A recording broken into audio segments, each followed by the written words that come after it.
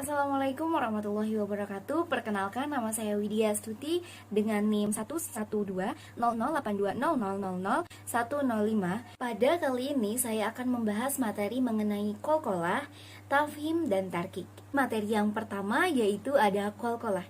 Pengertian dari qalqalah saya ambil menurut bahasa juga menurut istilah. Menurut bahasa, qalqalah artinya memantulkan. Sedangkan menurut istilah ilmu tajwid ada 3 pengertian, yaitu memantulkan bunyi dari huruf tertentu yang disebabkan karena pertama karena sukun dengan mati asli, yang kedua waqaf yang dimatikan, dan yang ketiga tasydid karena waqaf. Qalqalah juga ini berarti bergeraknya lidah karena huruf sukun tadi sehingga terdengar getaran yang kuat. Adapun huruf-huruf dari qalqalah yaitu ada ba, jim, dal, to, dan qaf.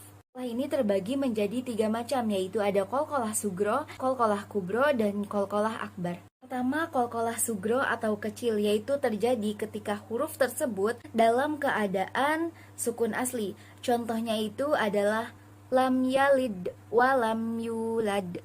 Selanjutnya ada qalqalah kubro atau wasat yang disebabkan karena sukun bertemu dengan waqaf atau dimatikan. Contohnya adalah wa min syarri ghasikin idza waqab. Selanjutnya ada qalqalah akbar, yaitu terjadi pada sukun karena waqaf dan disertai juga dengan tasydid pada huruf qalqalah tersebut. Tabat yada abi lahabi wa tab. Karena pada ba tersebut ada tasydidnya. Kita ke materi yang kedua, yaitu ada tafhim dan tarkik. Mari kita bahas yang pertama, yaitu tarkik. Artian dari tarkik adalah tipis atau mengkuruskan, yang mana ini berarti melafalkan huruf dengan bunyi yang terkesan tipis atau tidak tebal. Selanjutnya ada tafhim yang artinya tebal atau gemuk, di mana pelafalan huruf yang dilafalkan ini berbunyi tebal atau terkesan berat. Tarkik ini biasanya terdengar seperti A atau I. Nah, sedangkan untuk pengucapan tafhim biasanya terdengar seperti O atau mendekati huruf O. Huruf yang berlaku untuk tafhim dan tarkik adalah lam, ro. Hukum tentang tata cara untuk membaca ro ini ada 3, yaitu tebal, tipis, boleh tebal juga boleh tipis. Pertama, saya akan membahas dari penyebab hukum dari huruf ro ini dibaca tebal, yaitu yang pertama karena ro ini berharokat, baik itu fathah ataupun domah, baik berhenti karena waqaf ataupun dibaca dilanjutkan. Karena huruf ro ini sukun atau karena mati asli, dan juga huruf sebelumnya itu berharokat, baik itu fathah atau domah. 3, ketika huruf ro ini mati atau sukun karena waqaf dan huruf sebelumnya ini berharokat. Yang keempat, karena huruf ro ini dibaca mati karena waqaf dan 2 huruf sebelumnya ini berharokat, baik itu fathah atau domah, tetapi di antara huruf ro yang mati dan juga 2 huruf yang berharokat ini di tengah-tengahnya ada huruf mati. Selanjutnya, ketika huruf ro ini mati dan huruf sebelumnya berharokat, baik itu fathah atau domah, tetapi di antara ro yang mati dan juga huruf sebelumnya ada di tengah-tengahnya diselipkan. Yang pertama ada mad, juga ada alif ataupun waw. Selanjutnya, ketika ro mati tetapi didahului oleh huruf yang berharokat kasroh. Selanjutnya, ketika ro mati dan didahului oleh huruf yang berharokat kasroh tetapi sesudahnya huruf isti'la. Huruf isti'la itu ada apa aja sih? Ada 7 huruf, yaitu yang pertama kho, so, do, to, lo, ko, go. Selanjutnya huruf ro harus dibaca tipis, yaitu ketika ro dalam keadaan tanwin kasroh atau kasroh. Kedua yaitu ketika huruf ro dalam keadaan sukun atau mati dan sebelumnya ada huruf ya mati dan sebelumnya ada huruf yang berharokat kasroh atau fathah. Ketiga yaitu ketika ro mati dan huruf sebelumnya adalah huruf yang berharokat kasroh dan huruf setelahnya bukan huruf isti'la. Dan keempat yaitu ketika ro mati disebabkan karena waqaf dan huruf sebelumnya itu adalah huruf yang berharokat kasroh. Kelima yaitu ketika ro mati yang didahului oleh huruf mati tetapi di sebelum huruf mati itu adalah huruf yang berharokat kasroh. Yang keenam adalah ketika huruf ro yang dibaca miring.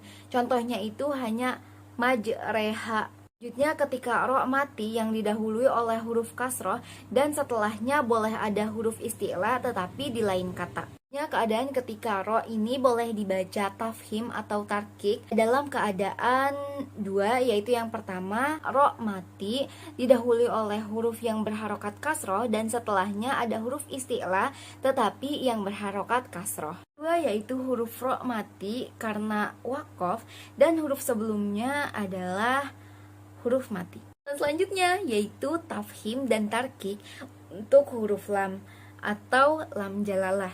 Apa sih lam jalalah itu? Lam jalalah adalah huruf lam yang berlaku pada lafaz Allah. Ini pada biasanya dibaca tipis atau tarkik, kecuali pada lafaz Allah ini bisa dibaca tipis ataupun tebal. Secara teknis, pengucapan tebal pada huruf lam ini biasa disebut dengan taghlis. Ini sepaham dengan tafhim. Makanya setelah itu, pengucapan tebal pada huruf ro ini biasanya dikenal dengan tafhim, sedangkan untuk lam ini biasanya disebut dengan taghlis. Tetapi untuk pengucapan tipis baik pada ro ataupun lam biasa disebut dengan tarkik sama saja. Lam jalalah dibaca tebal atau taghlis pada lafaz Allah yang didahului dengan huruf berharokat kasroh ataupun domah. Kita mengambil contoh pada surat Al-Baqarah ayat 109 yaitu innallaha. Nah, ada juga contoh pada surat An-Nisa ayat 47 yaitu amrullah. Untuk lafaz Allah yang didahului dengan huruf berharokat kasroh maka dibaca tipis atau tarkik. Seperti contohnya saya ambil dari surat Hud ayat 41 yaitu Bismillah. Juga ada Al-Fatihah ayat 2 yaitu Alhamdulillah. Juga ada surat An-Nahl ayat 41 contohnya yaitu dibaca dengan fillah. Materi yaitu cara membaca tarkik dan juga tafhim. Baca ro tafhim yaitu dengan menghimpun ketebalan suara pada ro sehingga pada waktu pengucapannya seolah-olah mulut penuh dengan suara ro. Tafhim ini hanya terjadi pada ujung lidah, tidak sampai ke pangkal lidah, makanya tidak menjadi huruf isti'la. Sama halnya ketika pembacaan lam jalalah, suara yang dikeluarkan itu tidak seperti huruf A, melainkan lebih condong ke seperti huruf O, tetapi pengucapannya ini posisi lidahnya itu terangkat sambil menekan suara yang cukup kuat. Nah, saat pengucapannya ini seolah-olah mulut penuh dengan suara tersebut. Di pembacaan ro tarkik ini kebalikan dari ro tafhim sebelumnya tadi. Juga sama halnya untuk lam tarkik ini kebalikan dari lam jalalah tadi yang sudah kita bahas pengucapannya. Nah, yaitu tidak adanya penghimpunan suara di dalam mulut, sehingga pada saat pengucapan huruf ro ataupun lam, mulut ini tidak terasa penuh dengan suara ro dan lam tersebut. Lidah juga tidak boleh diangkat pada saat pengucapannya, karena ketika diangkat ini akan berubah menjadi suara tafhim.